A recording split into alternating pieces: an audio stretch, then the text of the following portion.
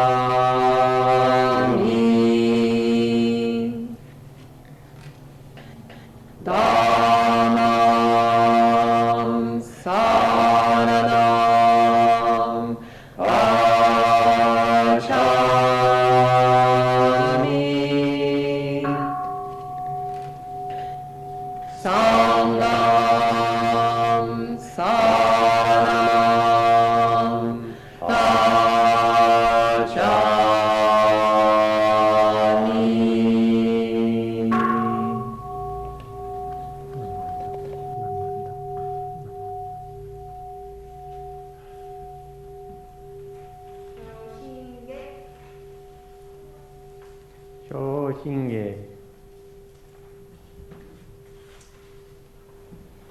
奇妙無量寿如来南無不可思議光法蔵菩薩因に寺財政自在応部省東県勝部浄土院国土人間自然幕本流無常修正願長法慶右大偶勢高校士有師小樹十世名称文字法不法無量無変更無芸無体公園の少女歓喜知恵公不断難知無償公小日が交渉人生一切分上無交渉本願用語少女語死心信行願に因上等学章大内藩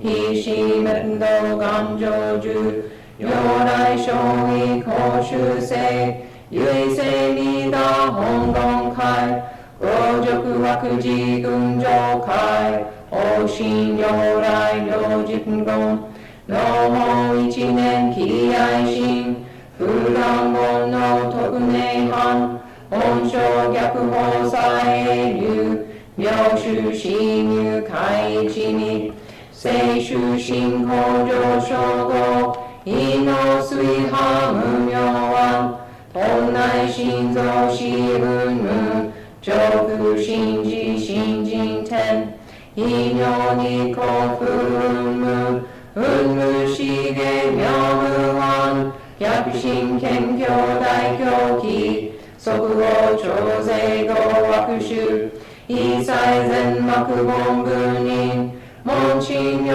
来偶勢願運言広大小芸者全人用踏んだりけリーダー部本元年部邪変教な学習上信行十字人に南中死な昔因の祭天四論芸中華自治一期思考層現代小公正小異妙如来本税大き釈迦如来如来戦一十五如来天軸流十大事修道生執の財波運無権先世大乗無常法召喚議事昭和学賢治南行六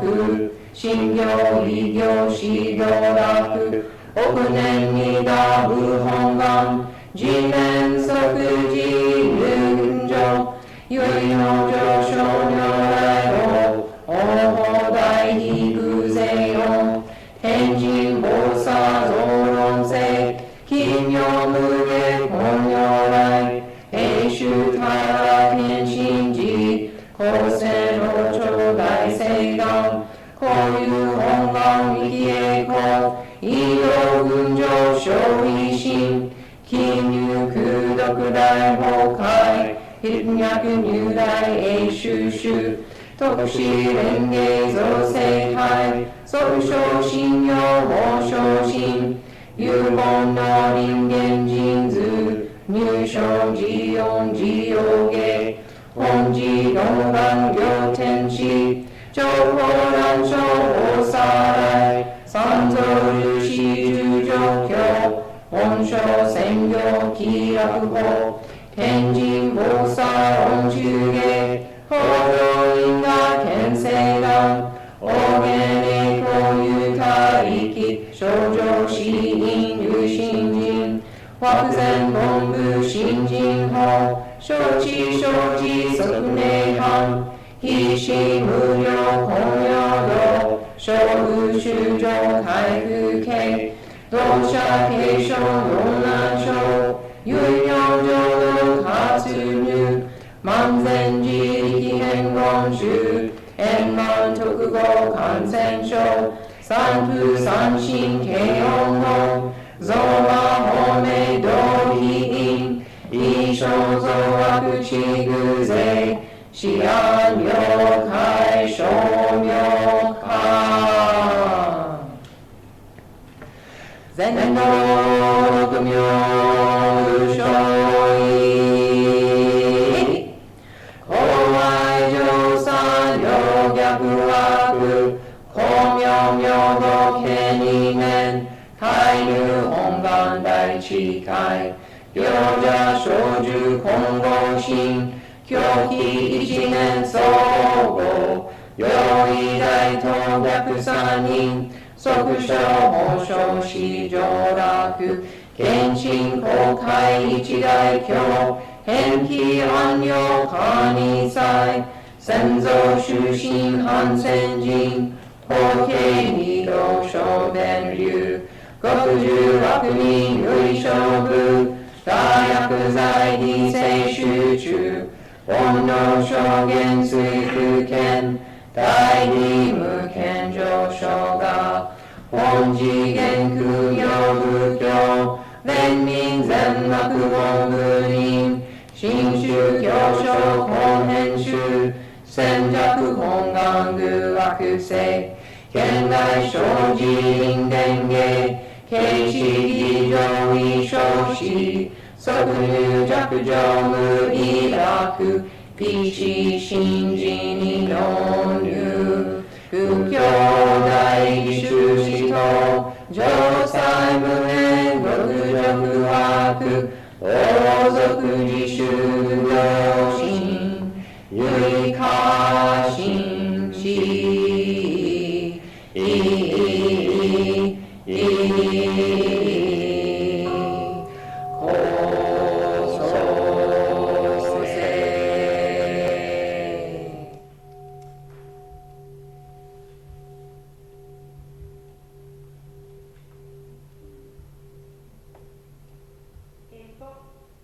栄光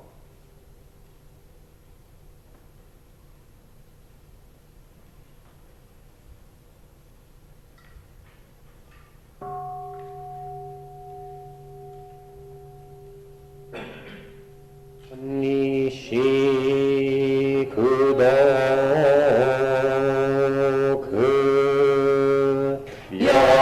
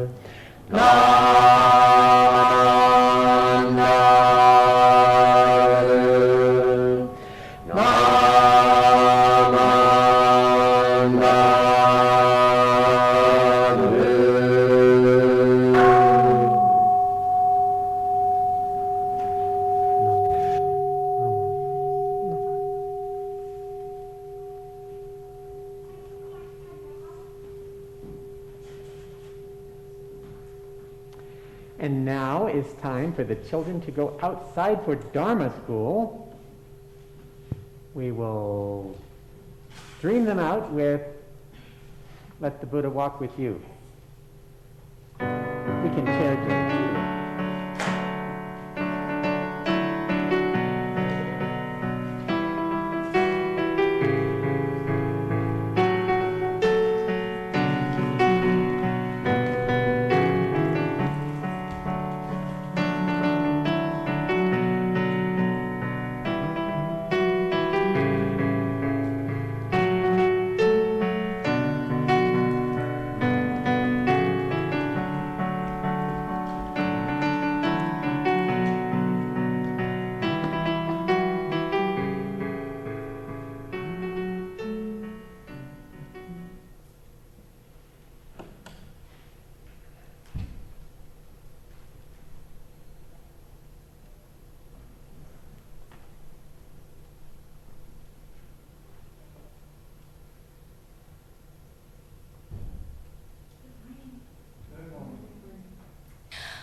Abhaya Sutra, to Prince Abhaya.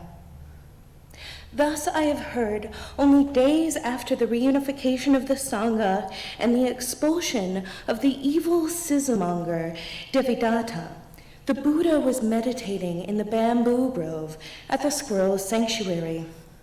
Unknown to him, Prince Abhaya was speaking with Nigantha Nataputta, the leader of the Jains.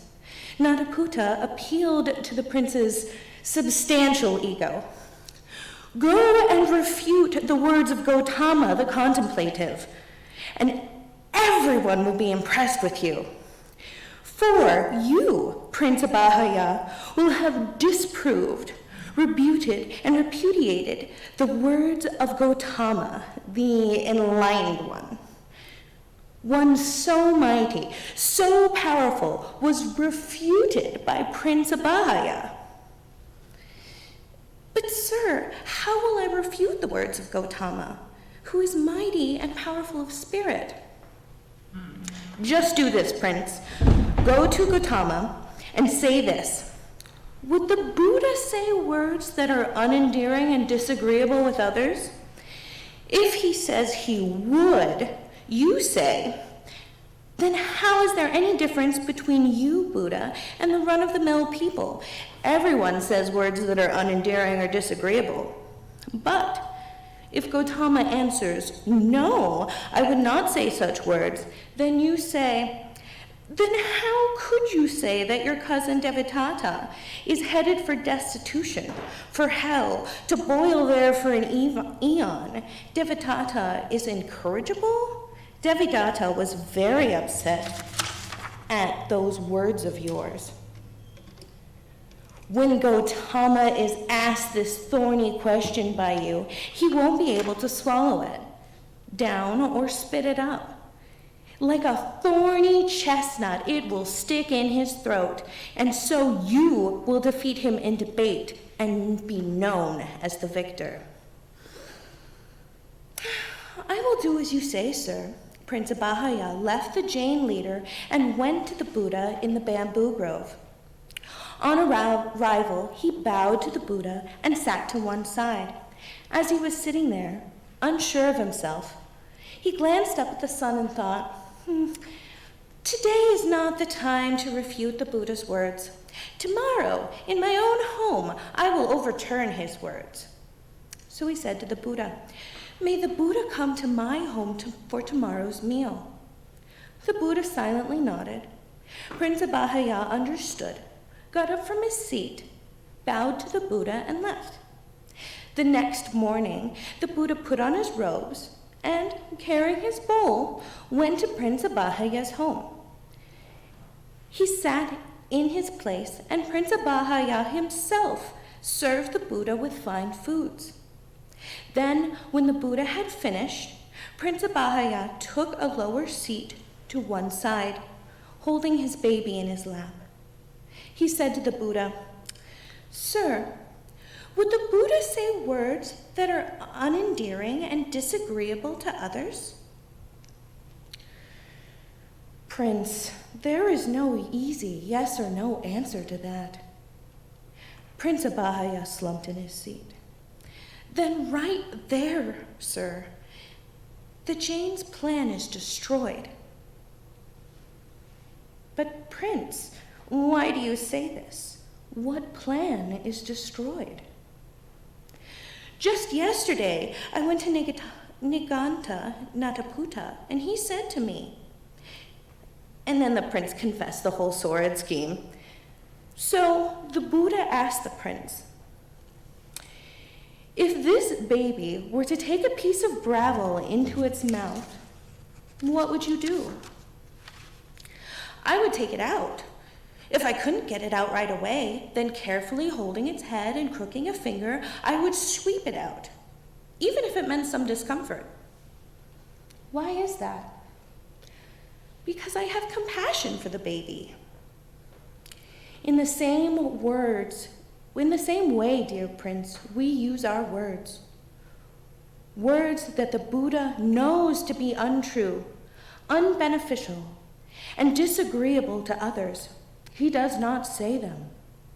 Words that the Buddha knows to be true, but unbeneficial and disagreeable to others. He does not say them. Words that the Buddha knows to be true, unbeneficial but agreeable to others. He does not say them. Words that the Buddha knows to be true, beneficial, and agreeable to others. He speaks when the time is just right. Why is that? Because the Buddha has compassion for all living beings. Sir, when wise people, having formulated questions, come to the Buddha to ask them, do you prepare an answer or come up with one on the spot? Well, Prince, I will ask you a counter question. Are you skilled in the parts of a chariot? Yes, sir, I'm skilled in the parts of a chariot. And when people come to ask you, what is the name of this part of the chariot? Do you come up with the answer on the spot? Lord, I am renowned for being skilled in all the parts of the chariot. Their assembly and their disassembly, all its parts are well known to me. I can answer all such questions on the spot. In the same way, Prince, when people come to me and ask questions about the Dharma, I answer on the spot. Why is that? Because the qualities of the Dharma are thoroughly understood by a Buddha. Its subtleties are apparent, and its details seen, well known, and freely shared. Prince Abhaya said to the Buddha, "Magnificent, sir, magnificent, just as if you had placed upright what had overturned, revealed what was hidden, shown the way to the lost, or carried a lamp in the darkness. In the same way, O Buddha, through these lines of reasoning, the Dharma has been made clear to me." He bowed and he spoke these words, "I go to the Buddha for refuge, to the Dhamma and the Sangha. May the Buddha remember me as a student who has gone to him for refuge from this day forward." Abhaya remained a careful student of the Buddha for the rest of his life.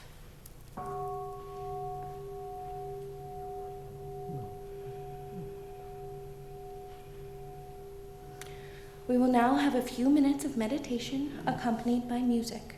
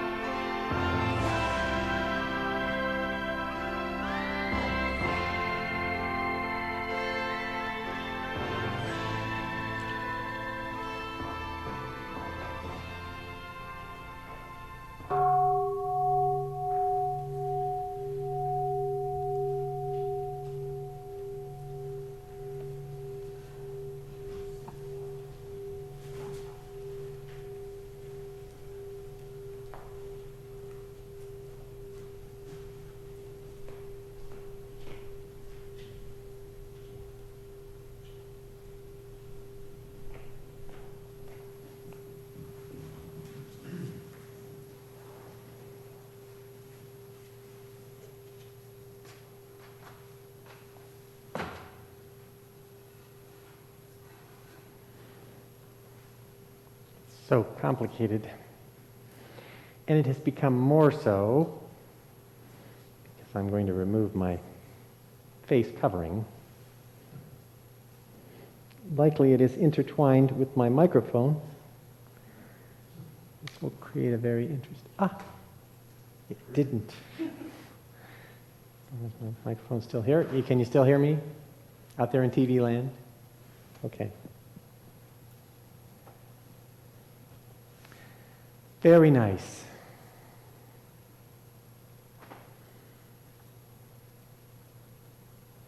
It is so revitalizing to see all of you here today.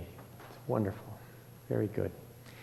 Now, gathering the Sangha together is always a joyful time. You have made the time and come to the service, I was going to say, but then some people haven't, but okay. You've come to the service, which is wonderful, and you've taken the time to connect the streaming device that you may be watching on, so we have to do this in a twofold way for some time. That's okay. Just a new thing. It is the just right thing to do. We have new folks here with us today and some online too. Please know you are always welcome at Reno Buddhist Center. We're glad that you found us. We've been considering the Buddha's teaching on the Eightfold Path of late.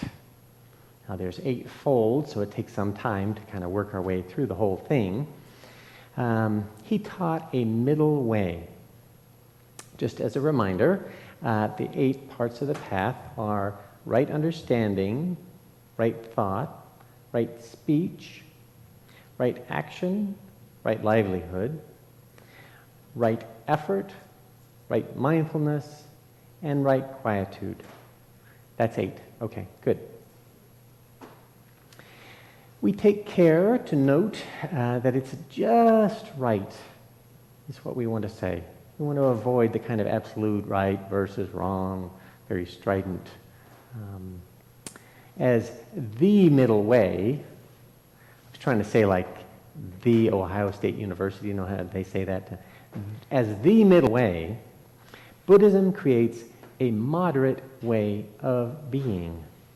Moderation can become a habit for us. The word sama, which the Buddha used, is translated like that, is just right. I usually use an example here. So in the Goldilocks story, Baby Bear's porridge was just right. It was not too hot, and it was not too cold. So Goldilocks ate it. But still, something like that is that just right kind of quality that we want to find. Our discussion of the Eightfold Path are focused on our spiritual life. In the last couple of weeks, maybe we've heard lots of speeches. Yeah. And these are really part of our political life, important and necessary. The two operate in substantially different realms and should not be confused. At the temple, we preserve a place of refuge to all people. No one is unwelcome here. The compassion of the Buddha flows. And as Shinran said, it flows even more so to the wicked. So it is said. Let's turn our attention back to the sutra. And Holly had a wonderful reading of it. It came alive for me. Now it sounds like there were some tensions between the Jain people and the Buddhists, but we won't really get into that today. Just leave that be. There are a number of sutras that contain this kind of strange, conflicty thing. But okay, more important, the Buddha goes to Abaya's house for lunch and a talk. It was planned as a verbal ambush of the Buddha Dharma. It did not turn out that way. The Buddha illustrates how we decide what is worth saying and what is not in his talk at Abaya's house. There are 4 main factors here. Is it true? Is it beneficial? Is it agreeable? And is it the right time? The Buddha would only say things that were true and beneficial. And he had a sense of good timing for when pleasing or corrective things should be said. It is important to observe that the kind of trick of saying something that's untrue but beneficial is not even a possibility that the Buddha would consider, because it's not true. In the sutra, we also see how the Buddha puts right speech into practice. The prince asks two questions, and both times the Buddha asks a counter question before he goes on to a careful and extremely complete answer. The Buddha is very, very detailed in every permutation of the rightness or unappropriateness of some aspect of what we might say. These counter questions, they create peaceful conversation in two ways. They give the prince a familiar reference point for understanding the answer that the Buddha gives after that. And also, they give the prince a chance to speak from his own intelligence and good motives. This way, he can save face after being substantially defeated in the Buddha's original answer. So, the Buddha's overarching desire in teaching right speech is to actively remove the verbal pitfalls for all of us, out of sympathy, out of compassion. This is the way he brings the prince over to his view, gently changing a self-serving antagonist into a student and a follower. So the sutra isn't only about right speech, it is also an illustration of just right speech in action. Just right speech is samavaka. Usually we hear the starting point for just right speech is don't lie. That is good advice. Speaking truthfully means that what you say comes from your real experience and not fabrication or conjecture or hearsay. But there is more to samavaka than just that. In the sutra, we learn the fourfold test of right speech. Implied here is the step before we speak. Just right thought. We need to think about what we say. I know that sounds pretty innovative because usually we just let it rip, but we really, we need to think about what to say to this person that we're with. We need to actively decide whether or not it is just right to say it to this person at this time. How do we make that evaluation, that judgment? The first step seems easy. Is it true? The factual truth of your words is important. I read it on the interweb is not the test of truth. Usually the Buddha's test of truth is, have you experienced it? Otherwise, it is, as Perry Mason would say, hearsay, which is a kind of idle chatter, and idle chatter is unskillful. It should be avoided. Saying what we think is in someone's heart is not truth. The Buddha would ask questions of this person. So it needs to be truthful. That's number one part of the test. Then step two, we judge if it is beneficial. Will it help or benefit anyone to say it? Will it benefit the hearer? Applying this test would save many people from a trap that we often fall into. A classic husband trap from sitcoms through the ages. If I can objectively see that those pants do make you look fat, I was supposed to get a chuckle there, but I didn't seem to get it. And I have been asked the classic question, do these make me look fat? My answer must be weighed. Is it beneficial? Is it beneficial to speak the truth to you today? See, the context matters here. If we are shopping, for instance, then I can say, well, maybe the other ones really are better. And that's truthful, beneficial, welcome, and well-timed. But if we are going out with friends and you like those pants and they are your dancing pants and they make you feel free and easy and hip, then maybe I just don't answer directly this dangerous question. You look great. And then we can move on. So what we say should be beneficial. The third step is to sense if what we say is agreeable. Are our words phrased in a way that a person hearing them will welcome them? Our culture is very conflicty. It just is. Sometimes you just want to tell your friend off. You want to call them out or make them take responsibility for something they might have done. That happens in any friendship. At times. They probably feel the same way about you sometimes, but okay. So, let's apply the test for agreeability. Is there space in what you say for them to agree? To see the wisdom in what you say?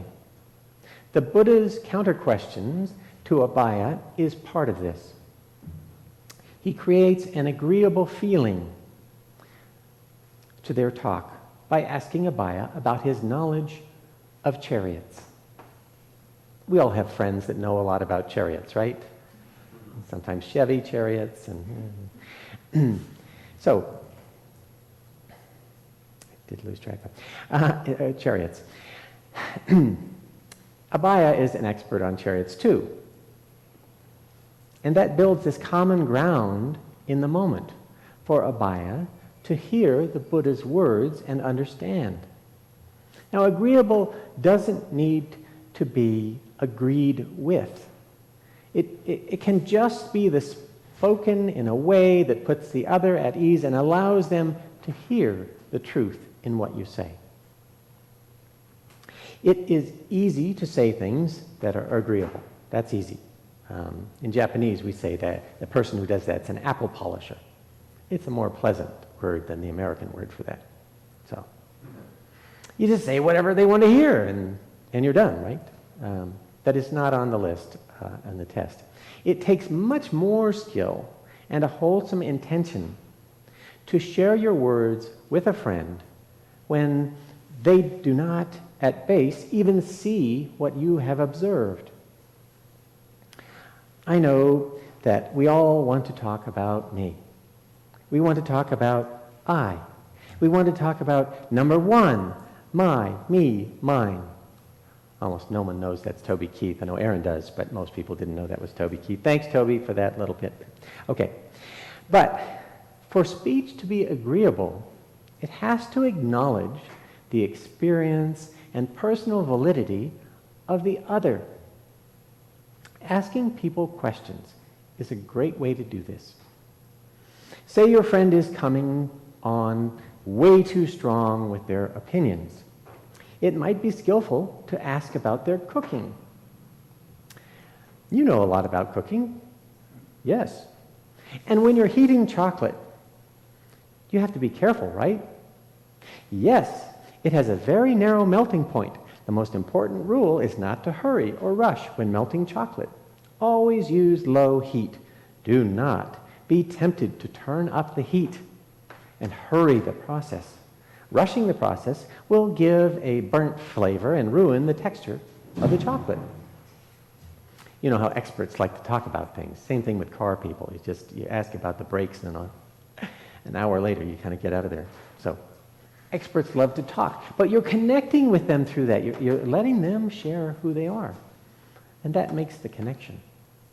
So then, with our chocolate friend, we could say, it's a bit like when you tell me your opinions. If you ease into it, I will see your side.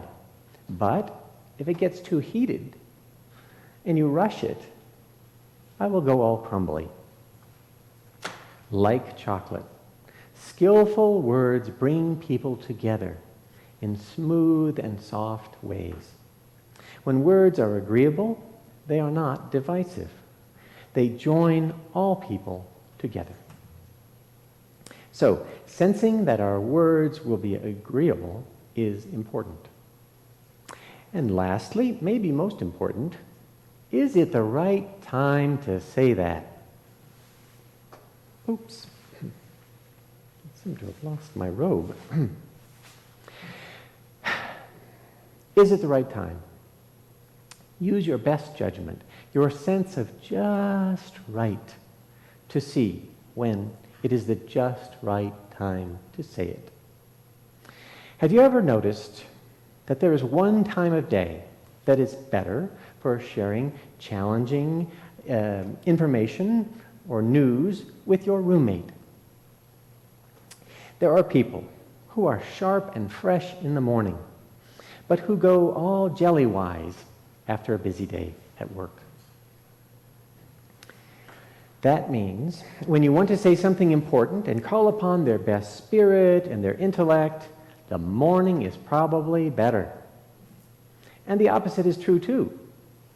Friends who send poignant messages very late at night, these are probably not people to engage in essential discourse early in the morning. We have some of those folks at RBC. We don't actually see them here now because it's quite early, but for them, streaming is great. They tell me that they participate in the service in the evening when they can absorb it. Timing is important. I can really see this when we're teaching the Dharma, because the Dharma kind of circles back. We hear about these things again, and then the following year. Sometimes people take the basic Buddhism class a couple times, different times. The same person experiences the same Dharma lesson in different ways depending on the causes and conditions in their life and in the world at the time. Of the three marks of existence in samsara, anicca, dukkha, and anatta, these two, non-self and changefulness, are part of what we see here. Non-self says that we are not actually self-existent beings, but we are events, like a wave in the ocean. And so, we are changeful. This means being sensitive to another's changing and becoming is essential to communication.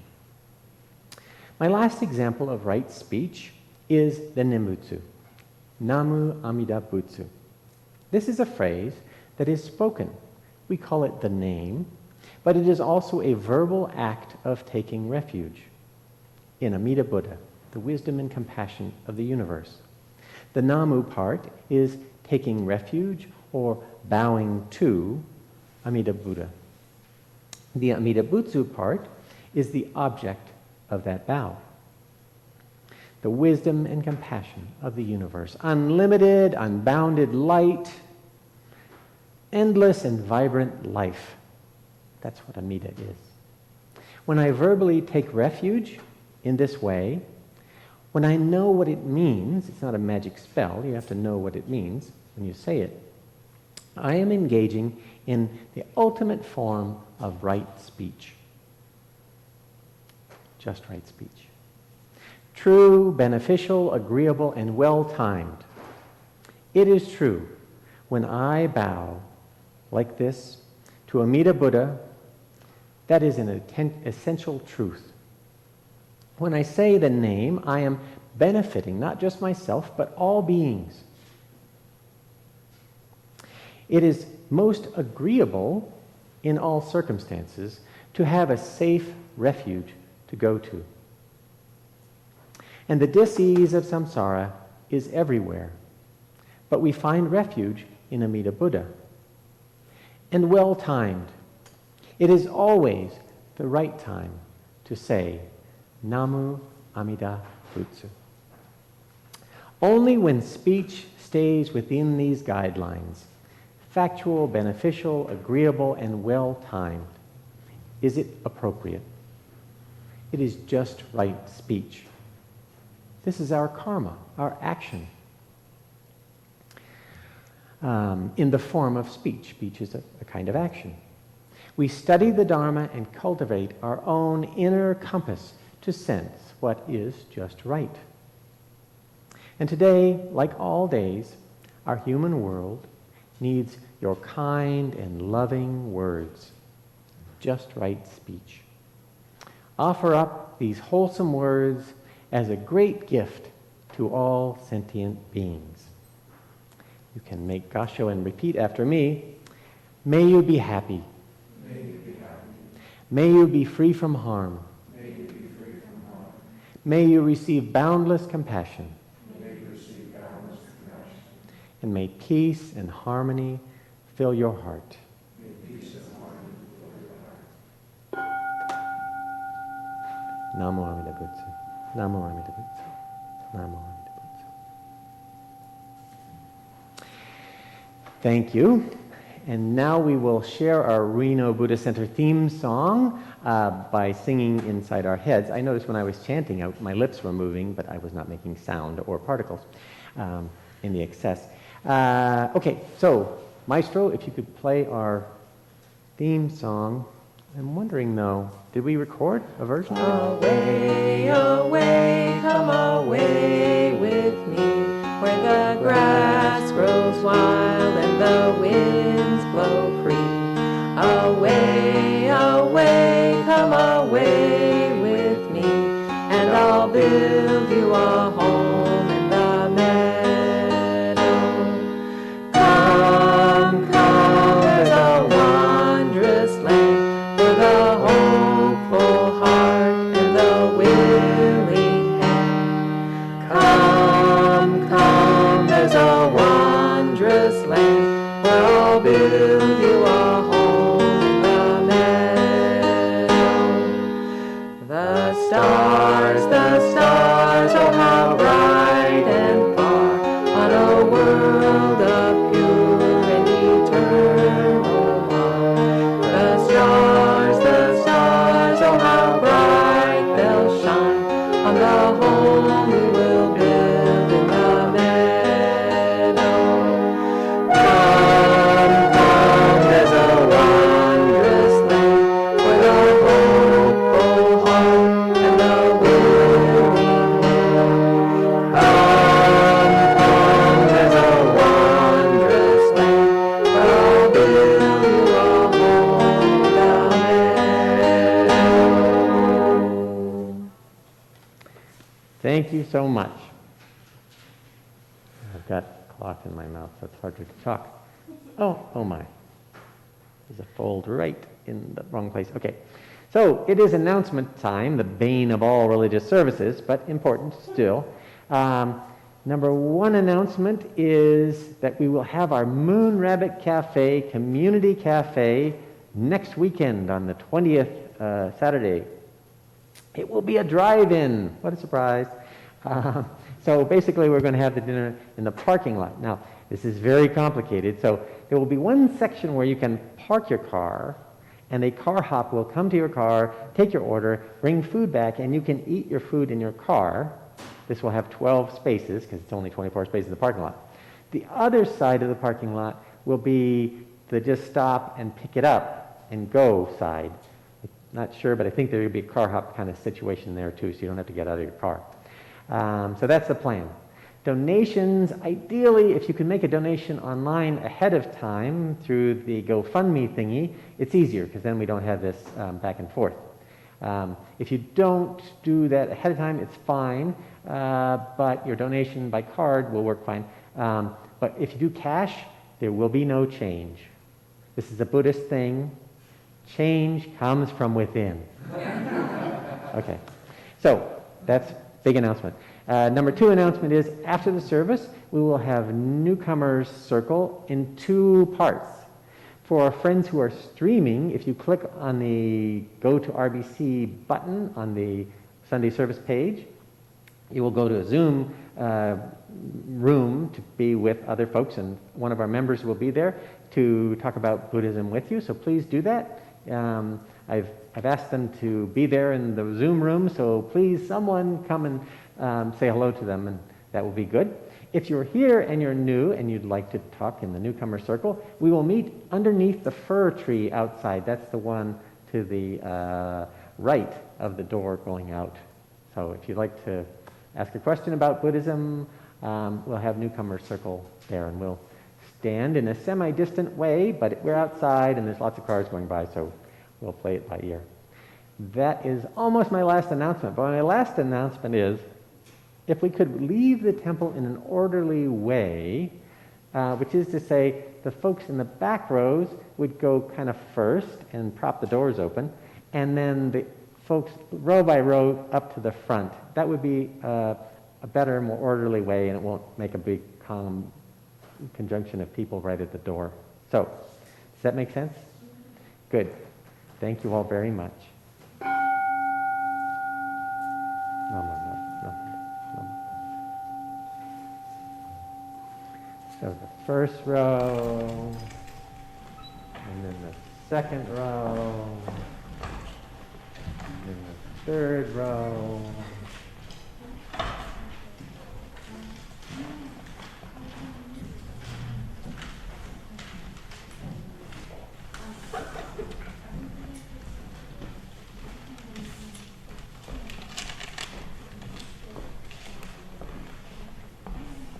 And then the 12th row,